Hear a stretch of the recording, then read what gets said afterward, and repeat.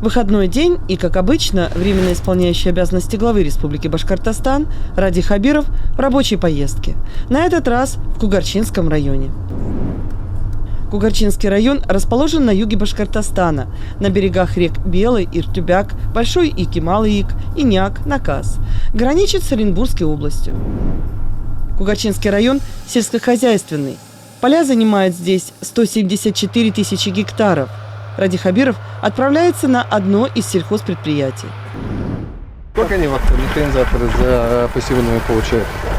За пассивную, если судя по прошлому году, где-то 50-60 до 70. Да, до 70. Да, до 70, да, хорошо. Во время уборки больше 100 комбайнеров уже получается. Ну, с тривиальными больше 100. А механизаторы те же самые, да, или на комбайне? Или... В основном те же самые, 90% это местный народ, постоянно это, вот этот Тюлис, сейчас тракторист, он постоянно на этом тракторе работает. С нуля он работает? С нуля, да. Всячески поддерживаем. Пшеницу. Здесь была у нас озимая пшеница, но она погибла из-за холодов, которые 5 годов пересылают.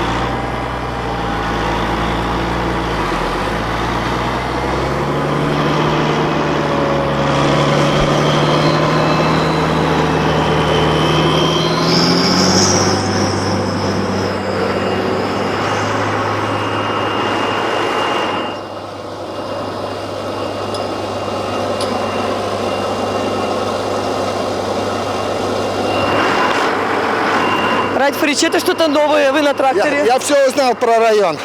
Все секреты? Вы не водили? Нет, я не водил, это все-таки сложная техника, так, она не сложная, но она уж больно большая. И Вы первый раз сеяли? я первый раз сел. Да. И вот как? Такое, сегодня день такой хороший. Ну а о чем вы говорили? Мы про жизнь говорили. Он так-то молчун, я его знаю. Да, он молчун, но у него 3 детей. Вот про него расскажу, 4-го ждет. Да. Единственное, у них школа была в деревне, она обрушилась, да? Там из-за детей несколько лет назад закрыли. А уже вот так. Да, а там рядом Исимово, туда автобус возит. Ну вот глаз народа говорит, что у Исимова как раз детей нет, а у них в деревне основные дети. Ну тут до меня еще было, там детей не было, закрыли его, до этого еще. В деревне Янаул. Я у него спросил, я говорю, молодежь-то остается? Нет, говорит, молодежь вот в том числе бежит иногда. Хотя вроде работа есть. Дом он субсидию получил, рассказал. Получили, миллион. Это вот субсидии по какой программе он получил? По вашей, развитие сельской территории. Устойчивое развитие сельской территории по этой программе он больше 1 миллиона взял. Да, вот он говорит, я получил. Вот молодые люди, которые закончили теперь и колледж, и университет, сразу получают подъем на 500 тысяч. Потом, если у них, если они нуждаются, еще до 1,5 миллиона за счет федеральных средств мы даем на постройку дома. Да. У них 30% свои, остальное все государственное. Федеральные деньги. Нам бы домокомплекты какие-то сделать, чтобы все равно оно и качественное, когда и подешевле будет. Об этом, наверное, хорошо, надо подумать.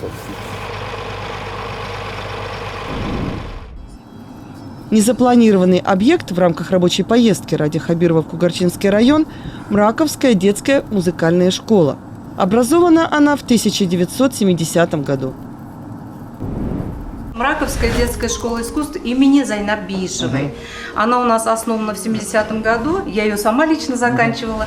У меня 21 преподаватель, из них половина наши. Знаете, как удобно работать с нашими? Они наши традиции знают. Сами здесь давали зачеты, поэтому все. Здесь музыкальные, вижу, художественные, наверное, да? У нас школа искусств, 10 отделений, вот одно из них это художественное. Мест нету. Да. Потому что родители, бабушки все приходят, там зал переполнка. Они отчетные концерты ставят, вообще людей много. Сейчас репетирует моя вокалистка. Я сама еще преподавателем работаю. Лауреат всероссийских Заходите. Снится звездам не спешит, но будет девочка стараться, чтоб обновление души происходило с каждым танцем. Раиса Фаридович, в этом году мы еще рискнули на новое новшество. Мы приняли 4-летних детей. Знаете, дали шикарную программу, потому что вот в городах дети с 2-3 лет уже водят. Фигурное катание, гимнастика. Мы дали шикарную программу. Знаете какую? Мы дали хор, предмет, учебный план, ритмика, изобразительное искусство, английский. Вот да. Да, 2 группы направлены. Есть вот преподаватели английского? Ну, в Марково, Есть. Есть. С английским. Вы знаете, наверное, сложнее найти скрипача или кого-то, чем англичанина. Или Сейчас же это сложнее модно. сейчас найти, значит, сложнее русского языка преподавателя, да, чем? Да, Так что- это точно, да. У нас дети лауреаты всероссийских международных конкурсов, выпускники у нас много где работают. Наша девочка работает в Большом театре, поет Снежана Миронова. Да, это вот нас занимаются тоже. Родители подарили, нет, это подарок родителей. Ради Хабиров идет в парк имени Зайнабишевой. Здесь есть скамейки, площадки, дорожки. Благоустройство выполнили в рамках программы «Доступная городская среда». В прошлом году сделали, да? Да, в прошлом году сделали. Осталось цветы посадить. Я всегда говорю, вот, горожане привыкли, что у них только парки. А все-таки селянам тоже парки нужны. С удовольствием правильно? отдыхать, Все равно да. сюда Да. приходят. Мероприятия проходят, Новый год, вот День Победы, 1 мая, все праздники. И ель посадили живую, большую, в прошлом году. Вот она большая. Со временем она вырастет, и Новый год. А вот зимой вот сюда мы поставили, вот сюда большую, и украшали. И мы 3-е место в республике заняли. Да, вот, который Министерство ЖКХ объявило, мы 3-е место Кигинское, и мы эти заняли именно по этому парку. Но здесь вы закончили работу, все, да? Да, вот мягкое А покрытие, что будете детское, еще делать? детское, вот аллея славы, я говорил, то, что вот благоустраивает. У нас 8 героев Союза, 2 полных кавалера и 2 героя России. На них мы хотим бюсты поставить, вот эти большие деревни убирать и голубые ели посадить. Я обращался в декабре к Байсагу Медину, что прививки, вакцинации не делали скотине. У нас в художественном ветучастке я работал. И приехал к Байсагу Медину, и вот за этот приезд меня уволили с работы. Я сейчас без работы уже с Нового года. Вот за что уволили-то? Вот. За что я сказал? Какая статья? Ну, я что, больше 4 часов не был на работе. Я уже заведующему звонил, сказал, что я по такому вопросу еду. Ветеринар, да. Еду к Байсагу Я Медину. сейчас не знаю, вот вы вникните, разберитесь, затребуйте объяснительное ветеринарного управления, его глава пусть мне напишет, и будем понимать. Я не сторонник защищать нерадивых людей, но несправедливо увольнять тоже не надо. Спасибо вам. Ради Фаридович, жители поднимают вопросы неожиданные, но житейские. Давай, все, пока. Я тоже за вас. Давайте. Но мы увидимся, договорились? По жизни мы знаем. Спасибо. Рахмат. Рациональное зерно есть в этих вопросах? Иногда, знаете, бывает и несправедливо. Люди иногда не разбираются, иногда, понимаете, как вот это сложный вопрос. Иногда мы уволили человека, понятно, он начинает искать разные пути, доказывать, что несправедлив. Но мы-то, наша задача, чтобы все было справедливо. Если он, человек не соответствует своим рабочим, он должен быть уволен. Жизнь такова. Нужно разбираться. Нужно просто разбираться, да. Башкирская гимназия села Мраково и детско-юношеская спортивная школа. Они находятся под одной крышей и известны талантливыми учениками и спортсменами. Из проблем. Здесь нужен теплый переход между зданиями. У нас 692 ребенка. Вот как целый архитектурный комплекс, 2 учебных корпуса, пришкольный интернат там через теплый переход связан. И Вот здесь у вас какой-то вопрос был, по-моему, да? Вот здесь Теплый переход, да? переход, вот здесь, прямо вот. И мы тогда что получаем? И интернат, переход в школу, и ДЮСШ, спортзал полностью. 2 учебных корпуса будут соединены. Интернат И еще. интернат еще, да, объединенный такой комплекс. И детям не придется вот эти перебегать А зимой. вот здесь вот интернатные, это с деревень, Да. С района. Они там 5 дней или как? Да. Да. На выходные автобус отвозит. У нас функционирует в данный момент 11 видов спорта, значит, в данный момент 572 ученика. Вот этот, как вы видите, у нас бассейн, значит. А вот почему вы не используете его? Вот, например, тоже перекрыть можно, да? Летом бы, чтобы открыть, и дети, чтобы ходили по секцию плавания сделать, и летом работало. У вас целый бассейн летом простаивает. Ну, пока у нас своего этого котельного нету, температурный режим. А нельзя, то есть вам все да, здание топить? Не только здание, центральный котельный, Мраковский надо затопить. Через теплообменник нагревается вода. Я не понял. Ладно, хорошо. Да, мы от них На облачное вы делаете? Блочное мы запланировали, на будущий год блочный котельный будет. Ради Фаритович, я заметила, что когда хорошо, вы проходите очень быстро. Когда есть проблемы, останавливаетесь, начинаете вникать. А что мне делать здесь, если все хорошо? Переход это Переход, да, перспективно? это нужно. Это, Да, вот да. Они молодцы, правильно мыслят. Они закольцуют все. Да. Интернат, пищеблок, спортивный, учебный. Ну, конечно, удобнее так. Ну а закольцует, поможет? Ну, да, мы уже приняли решение. А вы как их? Прям всю Вот такую сразу делаем. блоком делают? Да? Блоком делаем, это самодельно, Мраковские сами сделали. Весь район охота, на всех не хватит, пока Мраковый, Юмагузин, вот такой будет. А сколько стоит? Так, это около 20, нет, даже 30. А вот, и бетонная основа нужна? Да, бетонное или асфальтное основание. Так. И еще туда 4 контейнера можно поставить. Продумали, доставать смогут все, или они на дороге выкатываться будут? Выкатывается, это открывается, это все, вот эта часть тоже полностью открывается, выкатывается. Вот сами сделали, вот такие хотим. Вот полностью уже торги прошли, изготовление есть, контейнеры вот скоро будут, и Мраково уже выставлять начали Мраково, Юмагузина. Потом населенные пункты дороговато, мы немножко попроще будем, что ли, вот так думаю. Нет, делайте нормально, и мы об этом будем... Или так же будем делать. Делайте так. Я в понедельник, мы с главами соберемся, там первый вопрос мы ставим по площадкам. Мы вам поможем. Позвольте вопрос. Коль речь зашла о мусорных контейнерных площадках, есть намерение сделать их едиными? Да, мы так договорились, что в каждом районе все контейнерные площадки будем приводить к единому, во-первых, эстетическому виду и внутреннему содержанию. У нас сколько контейнеров, как он открывается, закрывается, где восстанавливается, на какой основе устанавливается. Пока, если говорить о реформе, не знаю, Гасак Геннадьевич подтвердит, что пока происходит. И, в принципе, это неплохо. Сейчас контейнеры пока устанавливают без площадки, просто устанавливают. И там, где еще люди не определились, где им выгоднее установить контейнерную площадку, можно еще двигать. Поэтому мы, наверное, где-то еще 2-3 месяца, как говорится, подвигаем, но потом уже все, уже начинается бетонирование и уже установка постоянных контейнеров. Я правильно поняла, что в каждом районе будет свой стиль? Это сложно назвать стилем, но у каждого, просто чтобы, если это Кугарчинский район, они приняли, все должны быть вот такие. Да. И людям тогда даже понятно, он идет, у него рефлекс, мусор вот здесь, и все. А республика поможет району? Поможет. Мы в понедельник на ВКС с главами этот вопрос будем обсуждать, как раз ровно об этом. Спасибо, едем дальше.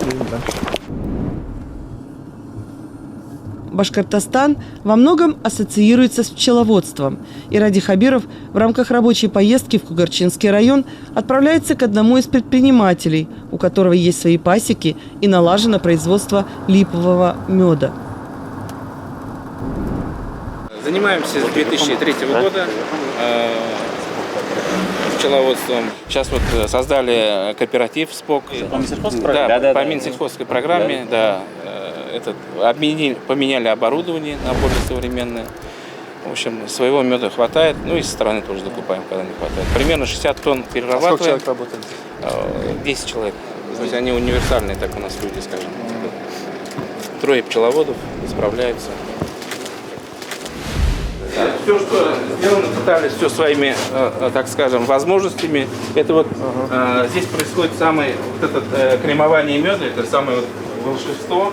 Мед в течение часа стоит в покое, и на 15 минут идет мешание. То есть все это на автоматике. То есть покой, мешание. Покой, мешание. Все зависит от сорта меда. Бывает, что и 2 дня, бывает и неделю. Мед получается вот такой. Мелкокристаллический, как пастообразный. То есть, да. Он не теряет свои свойства. И вот здесь как раз не теряет. Потому что Да. Здесь температура поддерживается 10 градусов, а потом уже оно может и храниться и 20 градусов. То есть сам процесс происходит вот при такой температуре. И потом идет на фасовку. Да? Потом идет на фасовку, да. А холодильная камера самодельная. Да, вот она сама включилась, да, включилась. Это где-то еще 3 дня вот этому меду, надо будет еще 3 дня, и он будет готов. Уже пойдет готов. Ну, берут вообще мед? Да, берут. Хорошо это? Ну, хотелось бы лучше, конечно. Как сети не попали? Сети, а в одной федеральной сети мы сами логистикой не занимаемся. Была программа, по Башкирии вообще мы не работаем, потому что мы не можем организовать логистику. Продукт мед такой, что вот продукт Башкортостана же было, интересный проект такой был, но он больше, наверное, для таких больших гигантских организаций и для такой продукции, где, допустим, хлеб, макаронные изделия. У сети такие условия, что у них они просят с доставкой в каждую точку, чтобы мы развозили. Но мы этого не можем позволить себе, потому что первую поставку, да, пополнение полок мы можем сделать, а последующий закончилось 3 банки. Повезешь, но ты все в логистике все это сожгешь. Если бы продукт Башкортостана сделали бы свой РЦшку, и именно вот кто ремесленники могли бы... Думали об этом, да? Варианты есть? Да, это была идея правильная. Идея правильная, потому что где вот малышам небольшие РЦшки, с этих РЦшек уже вот развозить, чтобы не 3 банки меда, а и хлеб, и молоко, и мед, и курицу, там, и манты, пельмени и так далее. Хорошо. И это продукты питания. Именно продукты питания. Но это может и гречиха, и и иван-чай наш, вот это все собрать в разном месте. Ну, смотрите, я вас сразу приглашаю, мы 25 мая, у нас большая встреча с бизнес-сообществом будет. Я вам тоже приглашаю. Приезжайте, вот мы вот вопрос там поставим. Да. Вот 25 мая. Это день предпринимателей 26, мы там много чего интересного вам покажем. Наконец-то мы увидели башкирский мед. Ну, по крайней мере, я точно первый раз видела, как это все крутится. Нет, это уже вторичная переработка, скажем, меда. Там изменение некоторых свойств меда. А видите, они его делают такой пастообразный. Ну, это небольшое производство. Нет, это, да. А вот он, да? Наш ассортимент, как бы, то, что производим. Это вот классический липовый крем-мед идет. То есть он просто закремировали? Да, закремировали. Вот гречишный, это луговой. Знаете, мне всегда радует, когда появляются маленькие производства, когда малый бизнес.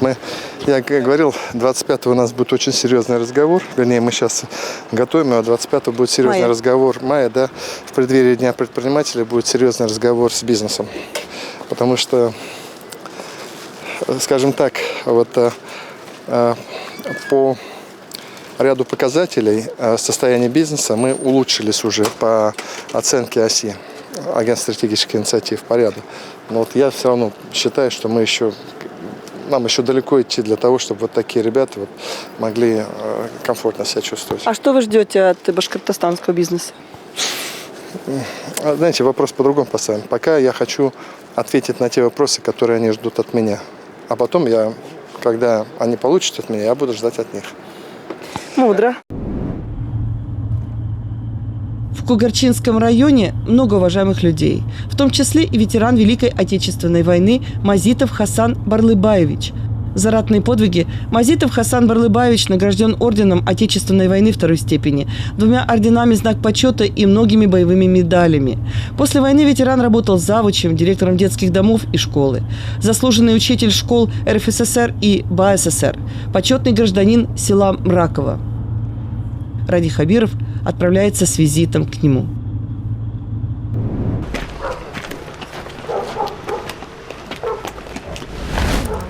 здесь проживает. Да, здесь он. Здесь. Вы что, извините, мы ненадолго. Ничего не, спасибо большое, что... Юнит Хасанович, КВСН, юрист. Да. Мы пошли к папе идем? Да, к папе идем, да. Абиров, я очень рад, что временно исполняющего встречаю в своем доме в благодатном Кугарчинском районе.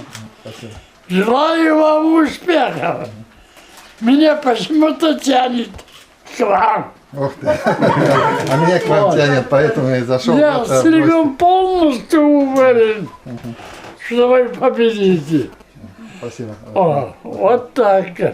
Хасан. Добро пожаловать. Рахмет хотел. Я вам желаю успехов. Спасибо.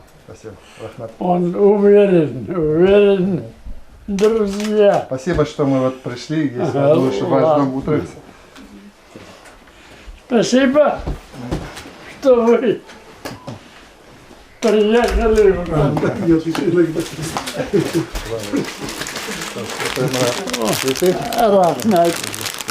Рахмет. И Андар Никольский Станес, это вот чай пить вот вместе, Хасан, улыбается. Это вот, наверное, куда память это прошло. Русский народ сплотил и башкир, и татар, и якут, всех. Единый кулак был. Поэтому мы победили. Спасибо, Фарид. Фарид. Все правильно. Я и так пойду. Фарид, отец мой. Победи и веди народ вперед. Работать надо. Будем работать. Вот так. Спасибо. Рахмат Яхура. Шулхалаха. Мен қуандым. Башқұртстанда қуана. Фарид келген.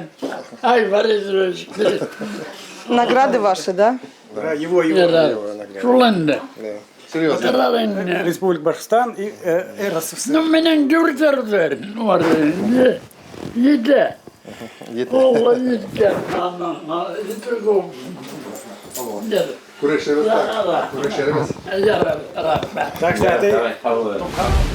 Спасибо вам большое. Спасибо, Рахмат. Спасибо за гостеприимство. Вам спасибо за то, что вы за честь нашего 12-го поздравили. Если вы ждать не будете, осенью я все равно в эти края приеду. Обязательно. Если Гайсагин Денис удаст мне конечно, сюда. приезжайте, пожалуйста.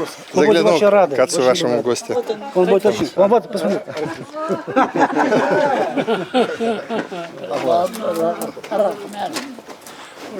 Обязательно, товарищ, приезжайте. Спасибо. Приезжайте. Природный парк Мурадымовское ущелье – уникальный объект на территории Кугарчинского района. Но здесь есть и проблемы. Нужна подъездная дорога. Ради Хабиров отправляется туда. В год посещает порядка 18 тысяч человек. Надо сказать, идет рост. Если я начал работать в 2008 году, было порядка 8 тысяч туристов. Сейчас уже вот 18 тысяч. То есть каждый год идет только рост. Только сюда 18 тысяч. Да, только сюда. Несмотря на то, что небольшая рекреационная емкость у нас, само ущелье порядка 1,5 километра, ну, пользуется такой популярностью, особенно жители вот Республики Башкортостан, Оренбургской области, с Татарстана приезжают, Челябинской области приезжают. А останавливаются сервисы для них где? Или как они приезжают? В основном у нас вот отдыхают, вот, созданы такие условия, стоянки туристические, беседки, порядка 85 вот таких туристических у нас стоянок. Туристы ставят палатки. В установленных местах разводят костер. Но поскольку площадь небольшая, мы думаем ее больше развивать как экскурсионно, больше экскурсионных маршрутов. Посетить, Да. Поэтому у нас такое предложение есть. При помощи республики мы оборудуем Новомурадымскую пещеру. Эта пещера очень популярна, порядка 3000 человек только было в том году. И как бы еще туристы просят, что у вас еще есть, что вы можете показать. Есть ряд пещер, у нас есть такой вот альбом мы подготовили. Такой, больше, конечно, как бы ознакомительный, так скажем, проект концепции благоустройства лесничего глубинный грот. В 1960 году Отто Николаевич Бадер провел здесь обследование. Здесь была стоянка древнего человека. То есть вот такие очень живописные виды открываются с этого ущелья. Очень востребован, то есть необходимо его буквально обустроить там. По меркам республики небольшие деньги. Ну, уже проект есть у вас, да? Пока как бы проект концепция. То есть вот по этим горам везде есть тропы. Туристы сами. Они сертифицированы каким-то образом? Ничего не сертифицированы. То есть это дикарские такие? Дикарские, натоптаны просто. Но вот это же тоже можно. Да, конечно. Там, в принципе, небольшие деньги надо. Где-то указатель, где-то поручень, где-то вот так вот. Это очень востребовано. Рыбалка разрешается.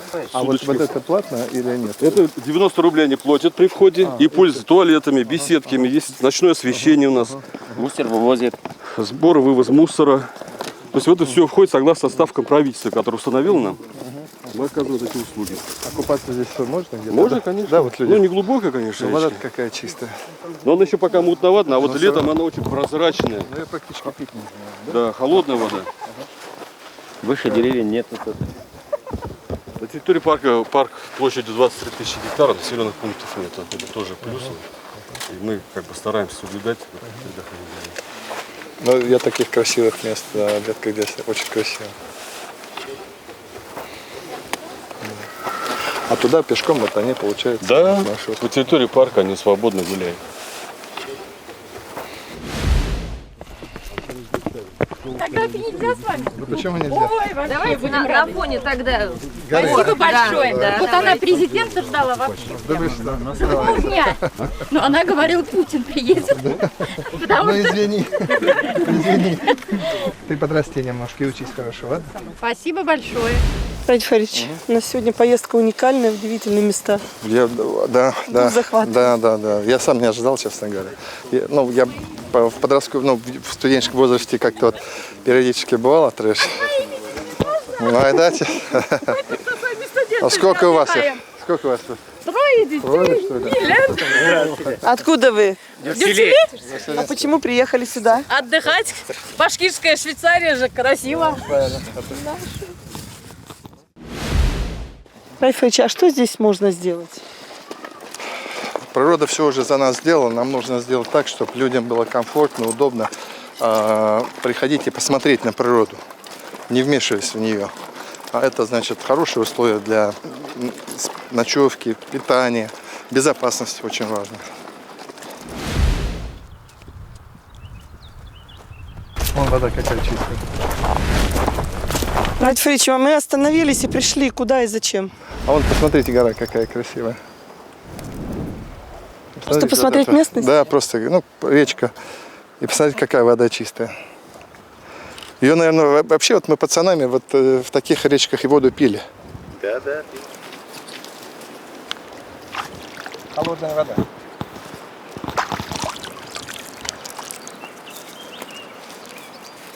Ради Фаридович, вы прям какой-то нетипичный глава региона. Не боитесь ноги испачкать, руки намочить? Не все главы регионов обладают вот такой красотой, которая здесь есть. Это Посмотрите. факт. Да? Глядя на все это, напрашивается одно единственное. Дома? Ну, конечно, дома, да. И, как не любить эти места? Вот посмотрите. Тут художниками надо быть. Это же просто восхитительно. Посмотрите. И самое интересное, что это везде в нашей республике. Понимаете? Просто у нас, к сожалению, в нашей беготне, наверное, в работе, еще в каких-то, мы иногда не останавливаемся. Вот так машину остановить, выйти, посмотреть вот так вот. Даже тишину послушать. И тишину Воздух послушать, да. какой. Здорово. Звенящая такая чистота.